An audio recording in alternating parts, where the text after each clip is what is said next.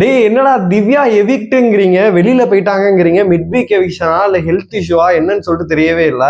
இது உண்மையா இருக்கும் பட்சத்தில் கண்டிப்பாக சபரியோ இல்ல அரோரா தான் டைட்டில் வின்னர் அப்படின்ற மாதிரிதான் இருக்கு. இந்த நியூஸை எனக்கு கேட்கும் போதே ரொம்ப ஷாக்கிங்கா இருக்கு. கண்டிப்பா அது ரூமரா இருக்கணும் அப்படின்ற மாதிரிதான் நானுமே இது பண்ணிட்டு இருக்கேன். என்ன பண்றேன்னு சொல்லிட்டு சத்தியமா எனக்கு தெரியவே இல்லை. ஏன்னா கானா வினோத் 18 லட்சம் எடுத்துட்டாரு அப்படின்னு சொல்லிட்டு நம்ம தான் ஃபர்ஸ்ட் பிரேக் பண்ணோம்.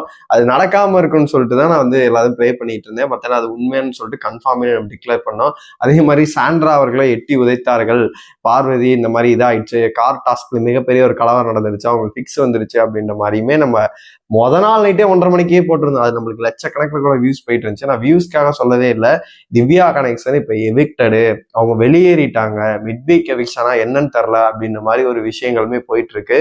எனக்கு இதை உண்மையா பொய்யா அப்படின்னு சொல்லிட்டு நம்ப முடியல. ஆனா சோர்ஸ் ஒரு மாதிரி சொல்றாங்க. ஒரு சைடுல சமூக வலைதளங்களும் அங்கங்க நியூஸ்மே இப்பதான் கசிஞ்சிட்டு இருக்கு, இப்பதான் கசிய ஆரம்பிச்சிருக்கு. என்னைய பொறுத்தளவு இவங்க பண்ணுவானுங்களான்னு கேட்டீங்கன்னா பண்றதுக்கான வாய்ப்பு இருக்கு. நான் 2 விதமா நான் இதை பாக்குறேன்.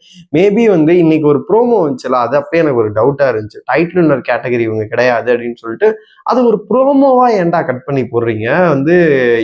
இவரை வச்சு வாட்டர்மேனை வச்சு தர்பீஸை வச்சு ஒரு விஷயத்த சொல்ல வச்சிருப்பாங்க. ஏன்ட்டு நீ உங்களுக்கு பேசுற எல்லாம் பண்ற, நீ எதுக்கு இது பண்ற அப்படின்ற மாதிரி பாத்தீங்கன்னா ஒரு விஷயத்த இது டைட்டில் வின்னர் கேட்டகரியே கிடையாது, சபரி தான் டைட்டில் வின்னரு, அவன் அந்த அன்பு கேங்னால உடஞ்சிட்டான் அப்படின்ற மாதிரி ஒரு விஷயத்த ஷேர் பண்ணியிருப்பாரு.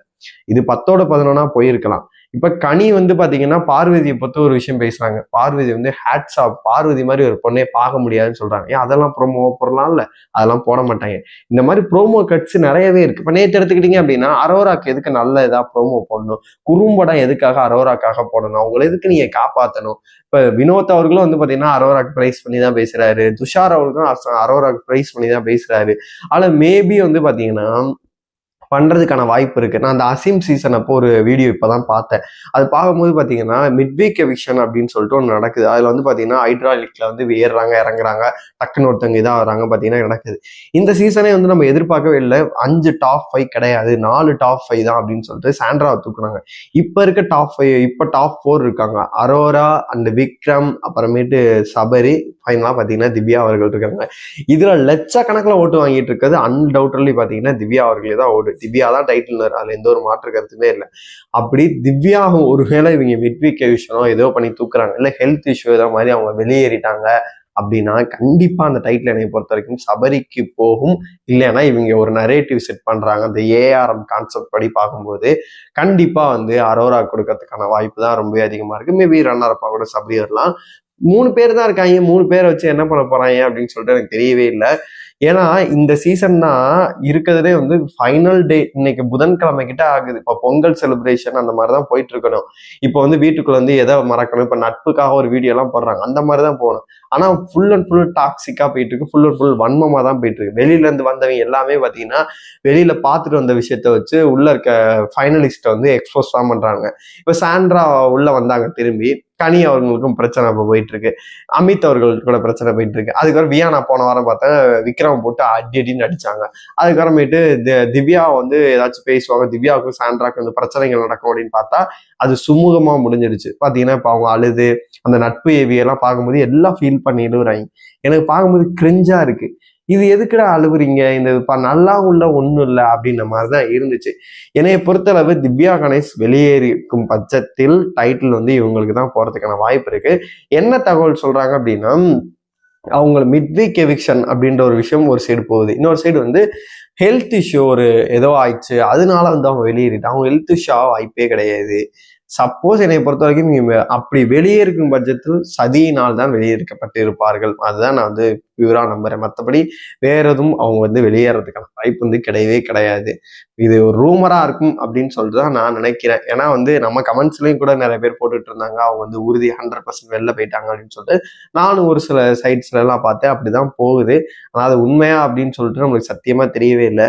அப்டேட் கிடைச்சோன்னா நான் எப்போதுமே அப்டேட் பண்ணிடுவேன். இது கிளாரிட்டியா ஒன்று இது பண்ணி அதெல்லாம் ஓரளவு பார்த்துட்டு அப்டேட் பண்ணுவேன். ஆனா இந்த நியூஸ் கேட்கும் போது எனக்கு கொஞ்சம் ஷாக்கா இருந்துச்சு.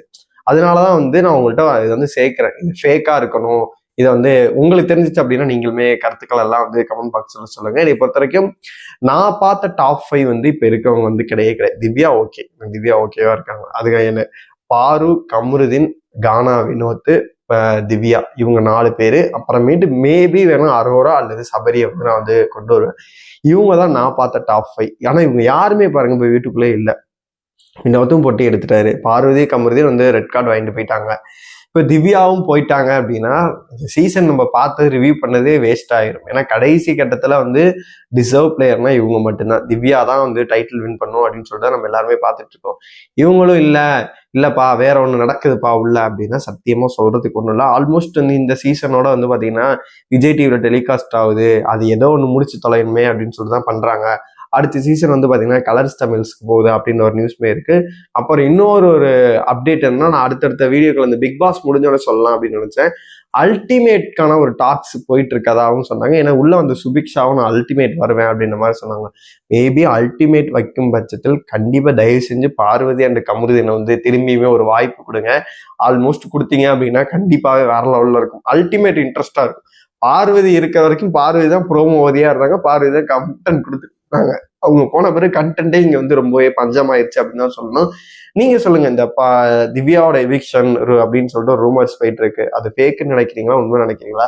சப்போஸ் வெளியேற்றப்பட்டால் யாரு டைட்டில் வின் பண்ணுவாங்க? உங்களோட கருத்துக்கள் எல்லாத்தையுமே மறக்காம கமெண்ட் பாக்ஸ்ல சொல்லுங்க.